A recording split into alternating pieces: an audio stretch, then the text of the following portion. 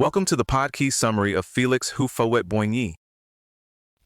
Today's story is about Félix Houphouët-Boigny and the long, complicated system he built in Côte d'Ivoire. It brought real growth, impressive stability, and a reputation for moderation, but it also tied the country tightly to France, narrowed political life, and left behind some very expensive contradictions. By the time the so-called Ivorian miracle started to crack, the costs were hard to hide, and a lot of the stability turned out to depend on one man staying in the room. Houphouët-Boigny's big achievement was economic growth, and for a while it was dramatic. Between 1960 and 1978, Côte d'Ivoire's GDP went from 145 billion to 1,750 billion CFA francs. Cocoa production tripled, coffee production jumped by nearly half during the 1960s, and the whole model was built around agricultural exports, foreign investment, close ties with France, and deliberate infrastructure planning. So this wasn't random luck. There was a real development strategy here. And for many people, it looked like proof that post-colonial growth could be orderly, pragmatic, and fast. But the miracle had a built-in weakness.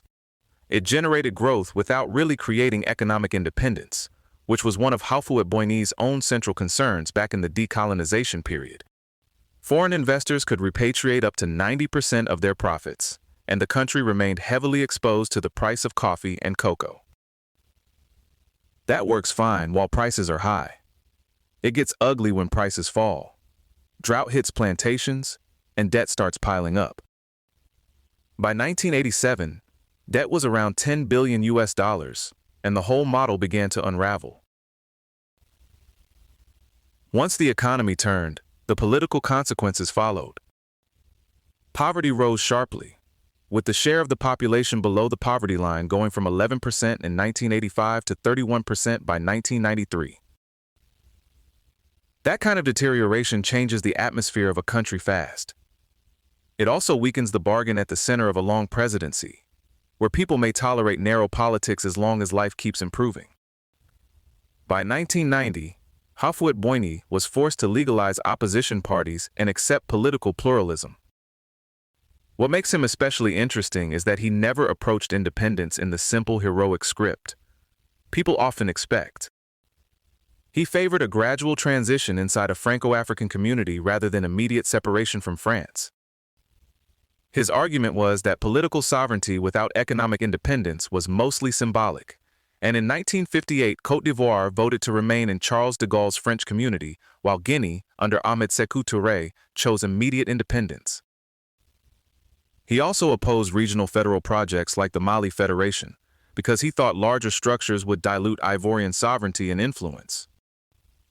Working with France, he helped persuade Upper Volta, Dahomey, and Niger to pull out, which effectively doomed the federation.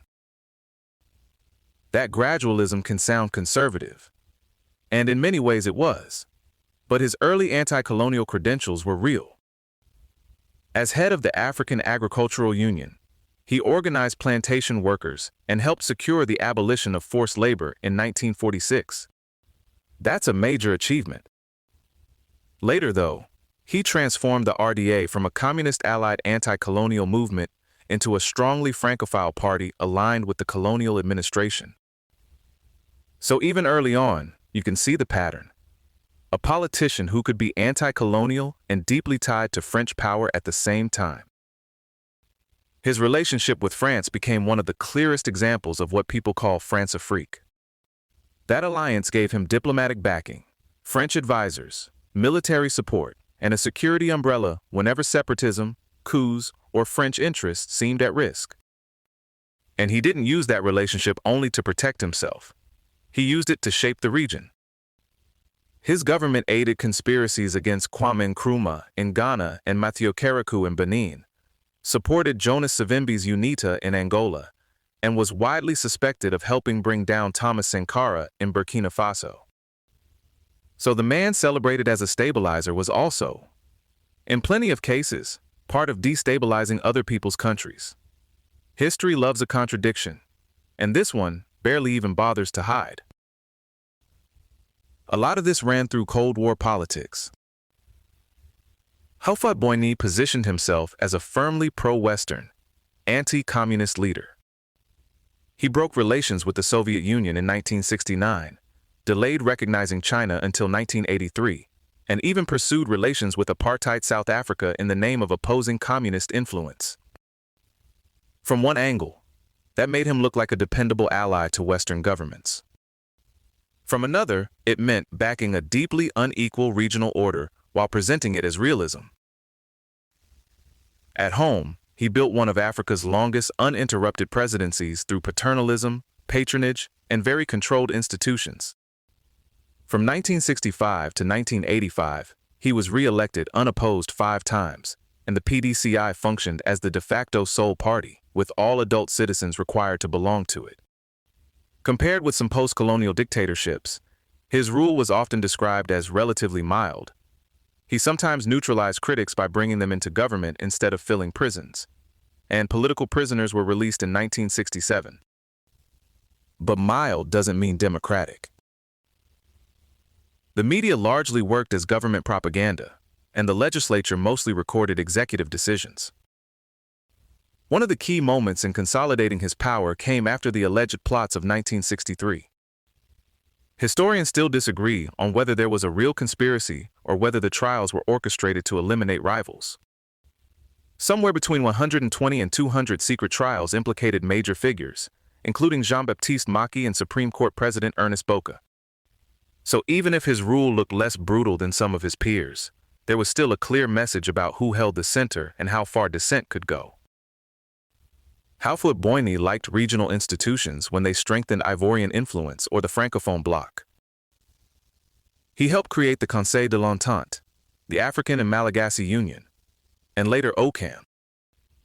He resisted broader Pan-African projects when they threatened sovereignty or French alignment, then later accepted the merger of his Francophone economic bloc into TIWAS in 1975. That tells you a lot about his politics. He wasn't anti-cooperation. He was selective about who got to define it and to whose advantage. This is why his public image can feel so split. He was called the Sage of Africa and the Grand Old Man, and he projected moderation, peace, and patience. At the same time, he was involved in coups, proxy conflicts, and hard anti-revolutionary politics across the region. Domestically, the contradictions were just as sharp. He moved the capital from Abidjan to Yamoussoukro and built the Basilica of Our Lady of Peace, the world's largest church, for an estimated $150 to $200 million while the national economy was deteriorating. His personal fortune was later estimated at somewhere between $7 and $11 billion, which is the kind of number that doesn't exactly whisper public service modesty. The final irony is that a leader so associated with stability left no written succession plan. When he died in 1993, a power struggle opened up between Henri Konan Bédié and Alassane Ouattara. Very quickly, Côte d'Ivoire's stability began to erode, and the years that followed brought coups, recession, currency, devaluation, and eventually civil war. So the legacy is hard to sum up neatly. He built a state that looked strong, a growth model that looked enviable, and a diplomatic position that looked influential. But too much of it depended on external backing, commodity prices, and his personal control. That's Houphouët-Boigny, anti-colonial reformer, architect of a boom, guardian of a one-party state, and master of regional power politics, all at once. He left behind one of modern Africa's clearest examples of how stability can be real, impressive, and still dangerously fragile. This episode was generated by Podkey. Create your own at podkey.fm.